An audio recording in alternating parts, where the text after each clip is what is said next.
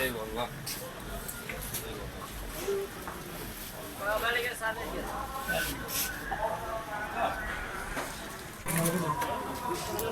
Onlar gelemiyor buraya.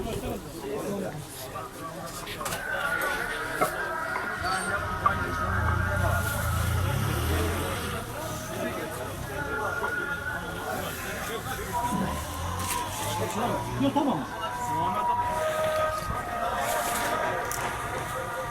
Az verir. Ne abi?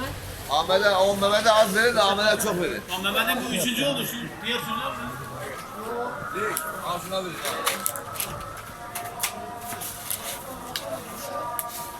Peygamber Efendimizin dediği gibi komşusu aç iken tok yatan bizden değildir.